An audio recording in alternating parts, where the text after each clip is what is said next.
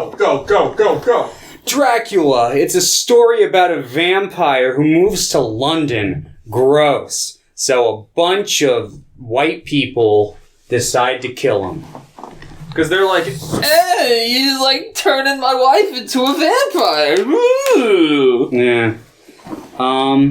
Welcome back to Read Weens. It's been a bit. We took a little short break. We're still on track. It's fine. Just like a week late. It's whatever. We're like always a week late. It's fine. Yeah, that's just if we're always a week late, that's just our new schedule. Is this number 9?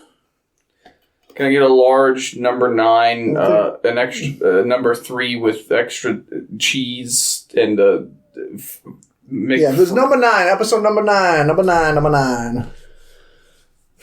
Sponsored by Domino's.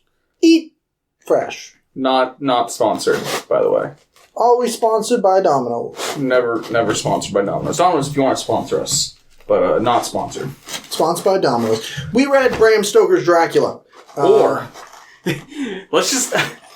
I'll pull out my copy later. We'll talk about that in a minute. So, London, what is Dracula by Bram Stoker? Dracula by Bram Stoker is one of the most well-known vampire stories in all of history. It technically wasn't the first, but it was the first to really gain a huge notoriety and has influenced horror ever since its publication in 1876? No, that's when he was 1897. born. It was just 3 years before the 20th century. Oh, okay. It wasn't initially very popular when it came out, but it started picking up traction after Bram Stoker's death. Makes sense. Okay. I was just going, I didn't look into it. I'm just like, 1876, that's a date. I don't know. That was just on the back of my book. I think that was pretty close to when he was born. Gotcha. Okay. I didn't look into Maybe it he at was all. born 1867. I don't know.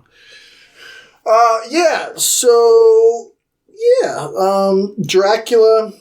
This Dracula is about a fellow named Jonathan Harker who he's like a real estate agent. He goes to a castle. Count Dracula lives there. And he's like, hey, you want to buy a property in London? And Dracula's like, hey, you want to stay here for a couple of days? And then Oh, thank you. it turns out to be forever. Jonathan Harker discovers he's a vampire. He wants to suck your blood and eat your dick. And what's cool about this book is it's all told through the first person, through diary entries. It's almost all diary entries. A couple of them are letters, and a couple times they have news clippings. But yeah, so it's all told through past tense of the day's events. And it's pretty neat, pretty cool. Yeah. After Jonathan Harker does his thing, it cuts to his wife having some letters, some correspondence with her childhood best friend Lucy. And then after that, best friend. And after that, it cuts to a doctor. And there are a bunch of different characters, and eventually they all come together to slay the evil tyrant Count Dracula. Mm-hmm. And yeah. I'll talk more actively once I finish this one. But I like how we got the pizza and then started instead of eating and then starting the on podcast. time crunch. We're busy. I got the time. time wrong. Yeah. I thought we needed to be there 20 minutes after we need to, so whoops. Whoop. Yeah, so Let me see if I finish I mean that it solidified and popularized all of the basic vampire tropes that we know today, stake through the heart, cut off the head, garlic, running water, not seeing reflections, all of the vampire isms that you want. This is the genesis that really popularized it and launched it into kind of just the fictional canon, as it were. That's something. A lot of the tropes that, I don't know if they originated from here, but the word... I think a lot of them originated in... there are two pretty popular vampire novels before this. Carmilla and... Nosferatu, right? No. Nosferatu is based off of this. Yeah. They just couldn't get the rights to... It's just called Vampire. I don't know if the movie's based off the book that we watched by Who did that one? Oh. He directs, like, the Joan of Arc movie and that one that I really wanted to watch about the guy who thinks he's Jesus. But I can't think of the name. He doesn't look a thing like Jesus, but he talks like a gentleman. But, I'll think of his name eventually. But anyway. Yeah, so those existed. A lot of it also stems from, like, a Greek myth. And there's a vampire culture and mythos. A long history of it before Dracula. I'm just not very familiar with, like, the deep intricacies of it. Yeah. But yeah. Dracula came along. Really, like, it was popular after his death, and then they made Nosferatu, the unofficial movie that bankrupted that company because they got sued afterwards. They were like, we're in Germany. They probably won't know that we made this unauthorized adaptation. They were wrong, though. Bram Stoker's wife was like, no. And she, like, ordered that every copy of the film be destroyed. Thankfully, that didn't happen. Yeah. But I'm pretty sure the version of Nosferatu we have today is not, like... The Nosferatu. I mean, it's the one that's been regarded as a classic, because I think it's from, like, the 50s. So from there on, it's the version that everybody knows. Mm. But it's not the original version. Same with, like, Phantom of the Opera. That one's, like, comprised of a bunch of, like, B-roll and, like, just like the original surviving. masters just aren't. Yeah. Metropolis is not even all complete. Yeah. A bunch of old silent movies, that's the case. But, yeah. Well, at least we have some of them. Like, at least portions. Because there are silent movies that are just completely lost. Yeah. Which, Absolutely. imagine the world where we don't have, like, Bram Stoker's Dracula. That's weird. Well, that's a little later. Yeah. That's not the original Nosferatu if we didn't have that. But the same thing with books. Like, there are books that are just completely lost as well. There are also lost adaptations of Dracula, I'm pretty sure. Oh, absolutely. Yeah. Absolutely. With how popular it is, no doubt. No doubt. So. Yeah. But, yeah. So it took off. Bela Lugosi did the popular Universal version that everyone fell in love with. And then Christopher Lee came along and was probably, like, the second most iconic Dracula. If not the first in a lot of people's eyes. And Gary Oldman. And then Gary Oldman. Gary Oldman. The Francis Ford Coppola did an adaptation. Yeah. He's pretty good. I wouldn't call him a iconic Dracula for me, though. It's pretty recognizable, I guess. Cause he's got the big hair. He's got the big hair. Have you seen that movie? I can't remember. I don't think so. Let me show you a still from it. I'm sure he's probably seen, like, images of what Dracula looks like. Everything in that movie is completely exaggerated. That's what he looks like in that movie. Gotcha. Yeah, no, I've not seen that. Yeah. I don't think I've watched a lot of, like, or, like, interacted with a lot of, like, Dracula, like, proper adaptations or, like, spins. Like, obviously, I have, like, taken it in, like, just through cultural osmosis, but, like, never, like, sat down and watched. Actually, no, we watched, I think it was Nosferatu, the one with... We watched Shadow... yeah, that one. Shadow of the Vampire. Which is about the making of Nosferatu in a hypothetical situation where Max Schreck is actually a vampire. Yeah. That movie's really good. Very fun. That is a good movie. I've seen that, but I haven't seen Nosferatu. Nosferatu is also I think that's like the only better adaptation of Dracula than the Universal one. I could... F.W. Murnau was, like, such a good director. He is. I really want to rewatch a lot of his work and see stuff that I haven't seen. But anyway, this is about books, though. This is about reading. So yeah. I really like... I think I was with this book for the first 2/3, and then I felt like the third act, or the, like, final third of this book was just taken too long. Because I really like... I thought it felt rushed, personally. And I thought it felt perfect. I think it felt rushed once they got to the actual climax, but I feel like the preparation for the climax is like, oh my god, hurry the fuck up. Like, I am... I don't know, I kind of enjoyed it. I might have been tired. I might have just been like, alright, I'm getting to the point because, like, where I just want to be all the done. different parties were, like, off doing different preparation bits, and they all reconvened at the end. But I just felt like, I don't know, the climax just kind of, like, came and went instantly. Like, there wasn't a lot of time. Like, it was like a You think it's anticlimactic here? A little bit. I actually like how just like matter-of-factly it ended, because it felt more like a diary than anything else. Like like just being like, yep, we stabbed him and he was dead. Yeah, like the end, my boy died. Yeah, like it. And I personally really liked it, and I like the first third of this book. But I thought it was solid. I think the rhythm of this book's a lot different than a lot of like modern day like literature. Yeah, so I think definitely. getting into it was really, really hard for me. So the first third was probably the thing that I struggled the most with. See, I think I like the first third because a lot of adaptations don't explore this part as thoroughly as I would like. The Jonathan Harker stuff. The Jonathan Harker at the castle. Because I think the castle is like one of my favorite set pieces. It's got a lot of weird shit that happens. Oh, yeah, absolutely. There's a lot of like... He's crawling down the building. Yeah, the book doesn't just outright like begin like vampire. Like the Universal movie, they're like straight up telling him before he gets there, don't go there, there's a vampire there. He's even like, though the book is called Dracula, like Dracula shows up for like, or is like mentioned a lot in like maybe 20 pages total throughout the entire book. Yeah, he's very present for like the first... Like he's like, for the first bit, he's mentioned a bit during like the preparation and all the stuff where he like is you get lots his of own like sires. Dramatic irony where it's a lot of stuff happening to this other... what is at this point the new B cast of characters that you've been introduced to and have been building up. And you see that there's ominous dark shit happening that the reader knows is Dracula, but like they're just like, I don't know, I guess she's just sleepwalking. Yeah.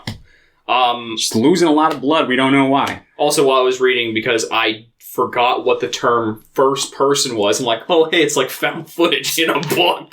Because it's like...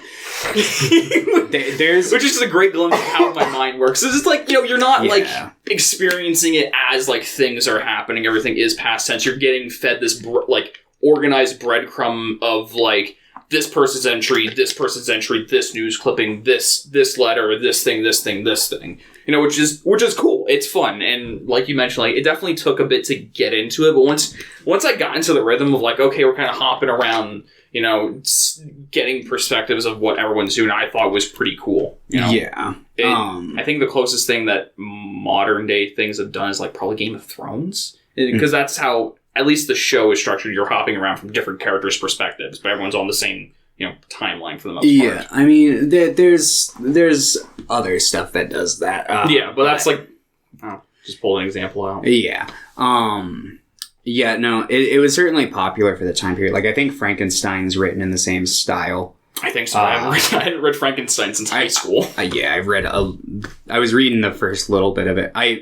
Before I started Dracula, I was actually getting into Frankenstein. I shouldn't. If I'm going to fucking put my energy into one of these, I should probably put it in the one that I do. But... yeah, fucking, what's it called? There's like a particular name for that genre of like organized letters and diary entries being put into a narrative. I just can't think of the term of it off the top of my head. Found footage, but in book form. Yeah. Found notes. Found notes. I don't know, I felt like that added a whole lot to it. Like, you're just kind of like stumbling upon like this story. Like, that wasn't like put together like to be spread like, oh, you stumbled upon this story of these people and the dark secrets they found in Transylvania and they ended it in London. You know? Yeah. Like, I thought that was pretty cool. But, like, my reading experience with this book was terrible. So, listeners and watchers, I bought this version off of Amazon. Don't buy... How much was that? Like $10. That's why I'm like, it's paperback, it's $10. Whatever, I didn't care. This is awful. This read like a textbook when it was supposed to be, you know, a fun little novella type deal. And it was painful to get through. Which is weird, because when I got it in London, you told me like, oh yeah, your version was like, what, 450 pages? Yeah, mine. I got this version from Barnes & Noble. This was like $35, but I thought it looked really cool. Yeah. I like things that look nice on shelves. No, totally. And I got mine, like, oh, mine's like 260 pages what it ended up being. Like, cool. This is fine, because I get a lot of enjoyment out of, like, knowing, like, how far I've gotten through and just, like, making note of my progress. But, like, I think I'm a fast enough reader. It took me like 3 minutes to get through each of those pages, and I'm just like, oh, I want to move on. I want to feel like I'm making progress, and I felt like I was just standing still the entire time. But that's just me. I liked all the content, but like just getting through the book was not my favorite reading experience I've had thus far, which is an interesting thing for me. Because, different reading experiences. Also, speak of the B team. I love Hellsing. Yeah.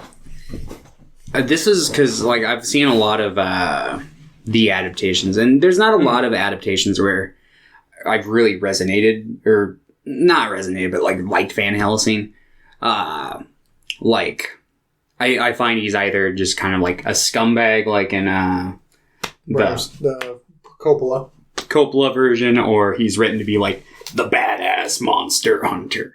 I don't know. I just like Helsing just showing up, being like, okay, this is what we gotta do. You guys do this. I'm gonna fuck off to Amsterdam for a day. I'll be back in 2. And like that just happens multiple times in a row. And I'm just like, what the fuck is going on? I mean, I get it. But he's like leading the team, and he's like trying to research like how to take down the vampires, and all night he's like hunting down the ancient sage's wisdom. And I'm just like, look at this nerd go. He's just traveling around, just like, I gotta take care of some stuff. This is what I need you kids to do. Daddy's gonna go get some smokes. I'll be back. Yeah. I just thought it was really funny.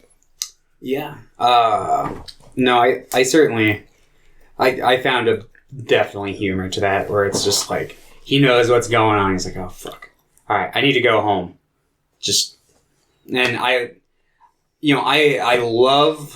think my favorite part of this book is honestly the middle section. Like the bit where we're first introduced to like Lucy, and she's like, yeah, I've got like 3 guys who proposed to me in one day. And then they all have to just like try to save her life, and then like eventually they all have to just kill her in her undead form. And it's just like so morbidly funny. Like I just love it. And it comes off even cornier in some of the movie adaptations I've seen too, which I really enjoy. Because it's just, you kind of have to be tongue-in-cheek with it. Yeah.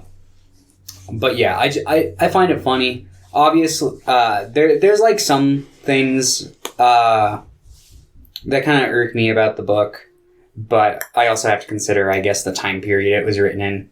Yeah. Like they'll just drop some statements so matter-of-factly that I'm just like, no. And like, I honestly don't like how like they just try to like, she's a woman, she can't be a part of this. Yeah. Like I wasn't too into that, but yeah. This is written by a man 120 years ago. Yeah, like. So it's just unfortunately can't do a whole lot about that apart from like highlight like those issues exist. Yeah. But yeah. Although like I get what you're saying, I actually don't. I don't think it was a huge problem. It was just it definitely went. I found it actually to be pretty light when it came to that for the most part. Yeah. Like I was surprised at how much this book, for the most part, still holds up. Yeah, and how well, like, I think that Mina and Lucy are both well-written characters, like, definitely. That feel like genuine, like, real women. I'm like, wow. And, like, strong women, too. I'm like, good job, Mr. Bram Stoker. Yeah. Also, I know you're gay. The fucking B teams. I'm sorry, they're so gay. I love it. Especially after Lucy died, they're like, and then we hugged in a loving embrace. Yeah. Also, so when this, I remember, I forget where it is in the book, otherwise I'd find it, but when they are going to kill Lucy, they mention, like, holding the candle and then, like, sperm on, like, something metal. I'm like, what the fuck is going on? I don't remember that. Hold on. I don't remember that either. Let me see if I can find the exact quote.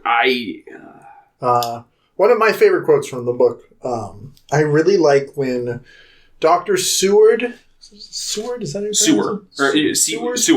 Yeah, Seward. And Van Helsing are talking, and he's like, it's right when Van Helsing is like trying to convince them vampires exist. And he's telling them all these different things that are unbelievable throughout the world. And he's like, I don't understand what you're trying to tell me. Like, what do you want me to do? And he's like, I want you to believe. And he's like, believe what? And he's like, believe in the things that you cannot, or something like that. And that whole like couple pages. I'm like, yeah, this is cool. Yeah, I think my favorite exchange was pretty close to that one. It might have even been within the same block, but I really like the part where he's trying to convince. Because like I think it's during that part where he's trying to convince Seward, and he's like, look how genuine I am. I gave my blood for that woman. Yeah. Like, I'm a frail old man. I'm trying here. And he, like, breaks down sobbing for a minute. And he's just like, fuck! I think he laughs. Okay, I can't find the quote. But it literally just, like, name dropped the word. Like, I'm like, is sperm, like, was that, like, a different term, like, 100 years ago? I don't think so. I'm just like, what is going on here? Maybe he got, like, a troll book. It's possible I got a troll copy. I don't know. Or maybe just our copies are, like, maybe I just missed it. I don't know. I know that there are, I've read about, like, there being, like, different translations for the book that get, like, published into, and I don't know if and like when I read that, because I know he's Irish, but it might have been published in a different language. And like I didn't like look closely at like the covering for this. I'm like, maybe this is like an abridged version or an unabridged version. Yeah. And I looked, I'm like, no, it doesn't say anything like that. But I imagine there was some like light translation, because I imagine it was probably written in like Celtic or something. Well, he was an Irish guy. And Ireland does have its own like languages ish.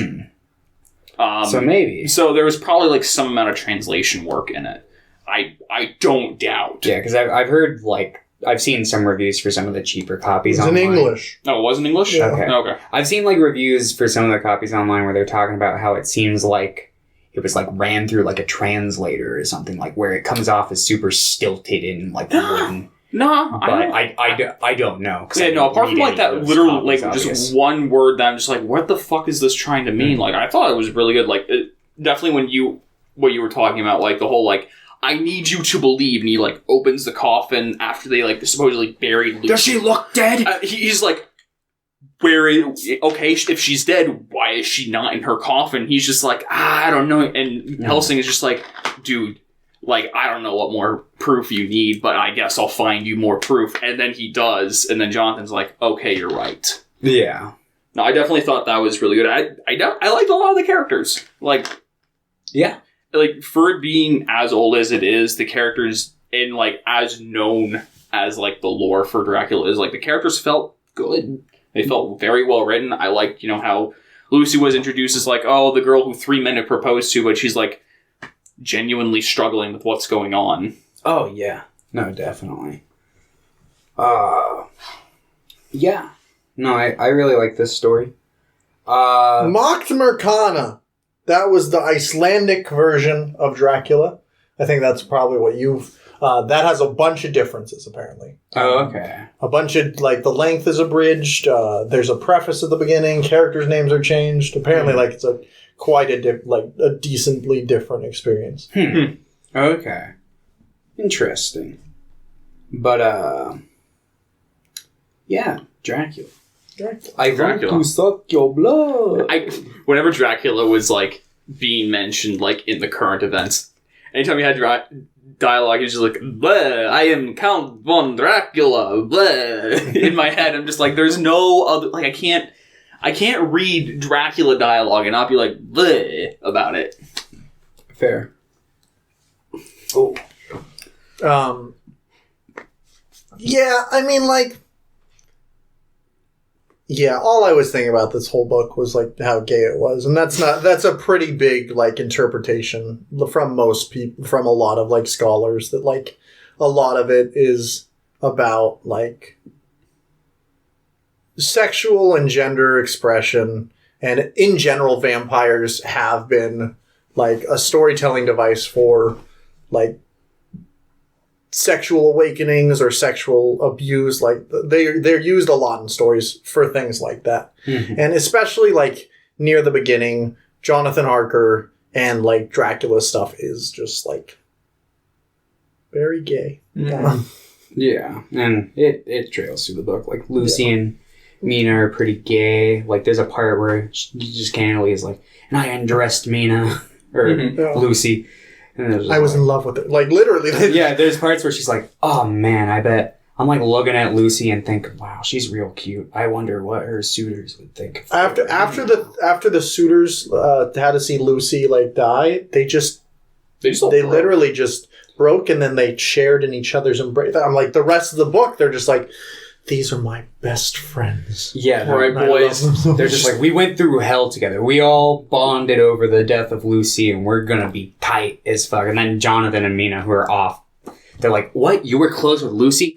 We're fucking bonded, bro. Yeah, like, this is a brotherhood we've just established under Helsing. I'm just like, it's just Helsing and his boys going to beat up Dracula. Yeah, it's very wholesome. Yeah, like for a story like as like dark in, gothic aesthetic, is very like warm in its storytelling. Mm-hmm. I do think on the flip side of that, I do think there's something to be said about the themes of like Dracula as a story, and how negative connotations can be made from it because it's about a foreigner moving to like a white man's area and like invading them, and then the white heroes pushing the foreigner out of their home and murdering him.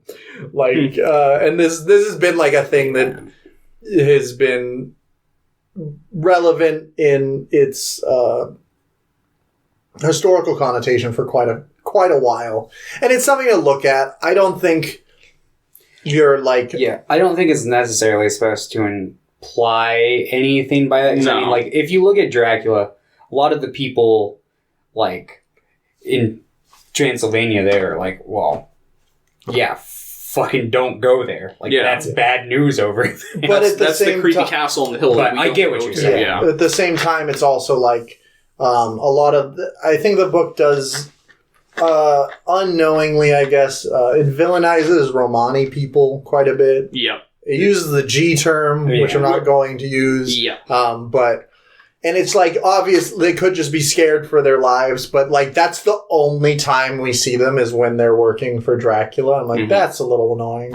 And it's just like, yeah, this book was made 120 years ago, but it's important to look at these things because we continue to adapt this like story, and this story continues to like influence other vampire stories. So it's good to look at like what works, what doesn't, and what can be misconstrued or what was like racist in the first place, even if it was unknowingly or different time or whatever. Like even though like those problems are so like you kind of look at them and be like, this isn't that big of a problem to an extent, but it's good to like hold these things, especially as like widespread as they are, like understand like, hey, this is kind of problematic if we're continuing to use it. It's never something that should be brushed over. It doesn't necessarily need to be like canceled, feels like the wrong term, but like there's no need. You can't cancel a book. Yeah. Years. Yeah, but like that kind of like sure as shit try. Fuck you, Bram Stoker. But like the whole like you need to dissect it all and blah blah blah. Like no, like it handles itself decently well. There are some areas that are problems that should be highlighted, acknowledged, and not forgotten. It shouldn't be buried in the literature. I actually think things should. You said it shouldn't be dissected, which I know what you mean, but I think it should be in the sense that with books that are this old and this widespread, I think it's very good and important to dissect it as much as you can and look at every angle that's possible. Like, I think that interpretations from everyone are really important for the longevity of books like this. Okay. Like, things get reinterpreted all the time. I guess dissect was the wrong term to use, but like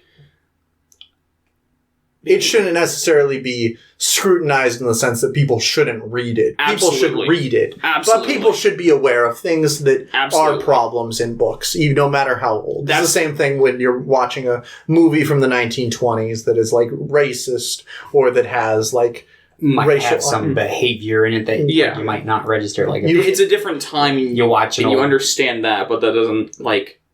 You can understand that things are bad and still enjoy something. Absolutely. And that's more the sentiment I was trying to get across. Yeah. Me with Monster Squad, even though they use the F slur a lot in that movie. It's so fun, though.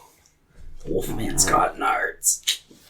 All right. Any closing thoughts at all, boys? I really like. I really enjoyed this book. I really like most of the cast. I really like the scenes with Renfield and Dr. Seward. Those are probably my favorite parts. I really like how chaotic the personality of Renfield is and how much it changes throughout the book, depending on who he's talking to and depending on how much of a grip the Count has on him.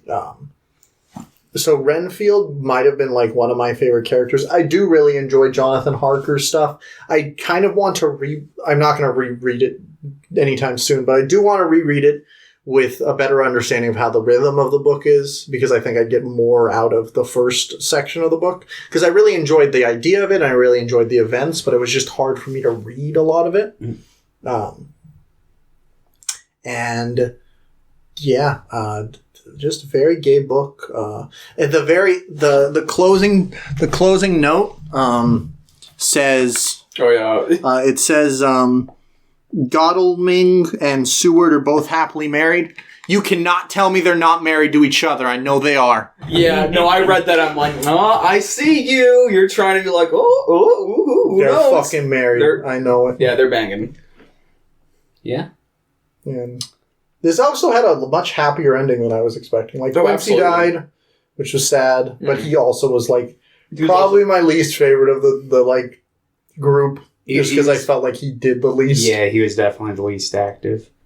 He was basically just kind of like watchman and blood donator. Yeah. But yeah. But like Mina was cured. Like she was fine. They had a child named him after Mr. Quincy. Like in general, it was like a much happier ending than I was anticipating. I thought they were all gonna die or something because I couldn't remember the end of Dracula. Yeah.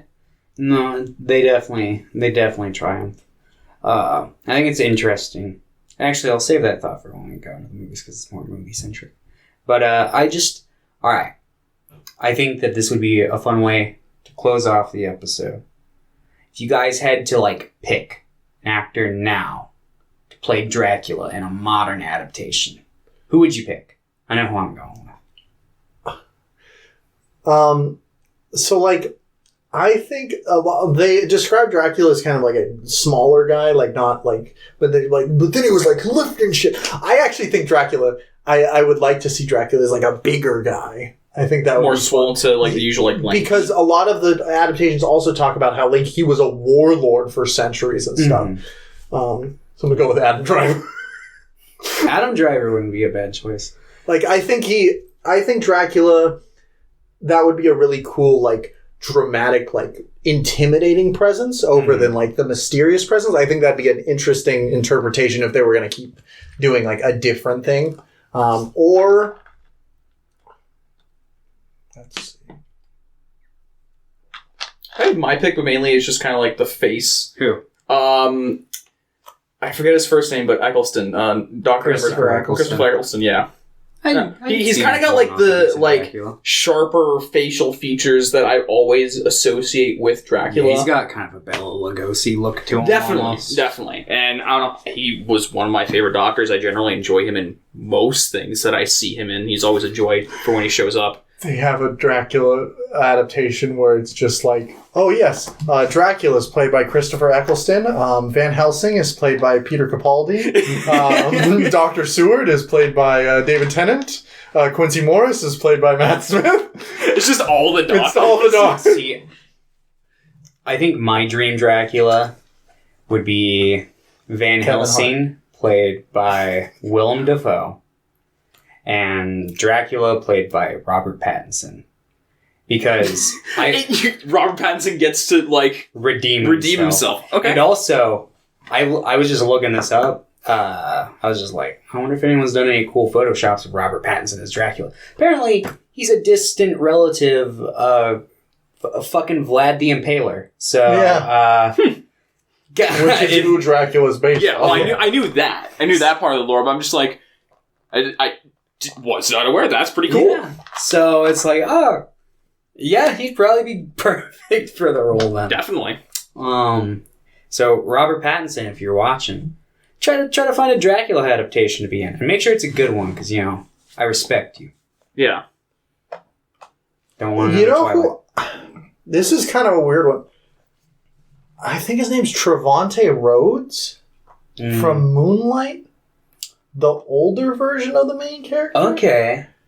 I actually think he could do a pretty good Dracula.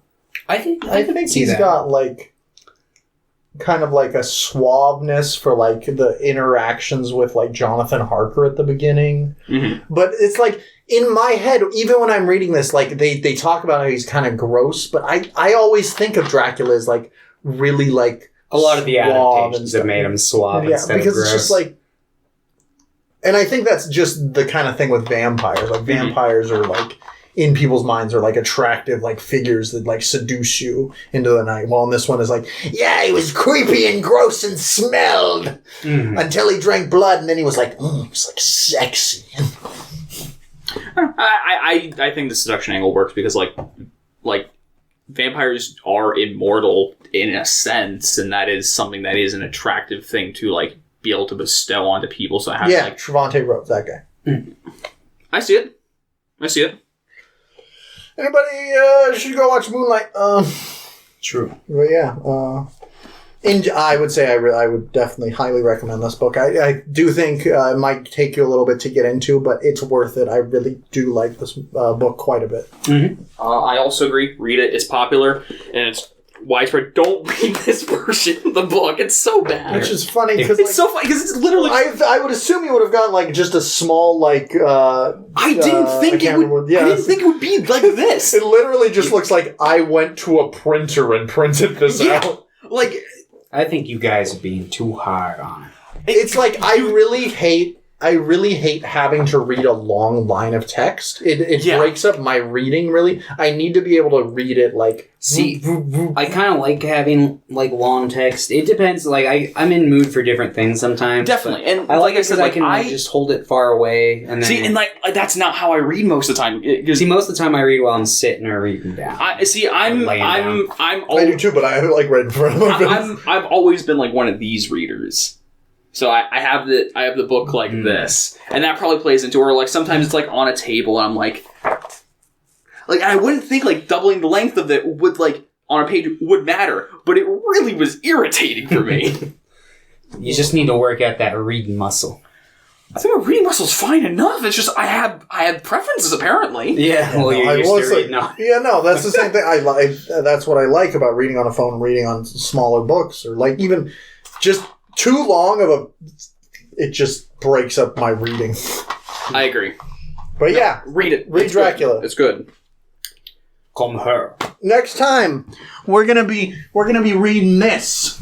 This is a very short book. This is called Dream Story. It's a novella. It was adapted into. It's the inspiration for the film Eyes Wide Shut by Kubrick. Hinatea, my partner, will be on the next episode. She really wanted to read this. She's read this multiple times, I'm pretty sure. There's a bunch of highlights in here, so I assume so. So yeah, we'll be reading this and talking about it. This is nice because I can read this in one sitting. Yeah. Yeah. So yeah. Goodbye.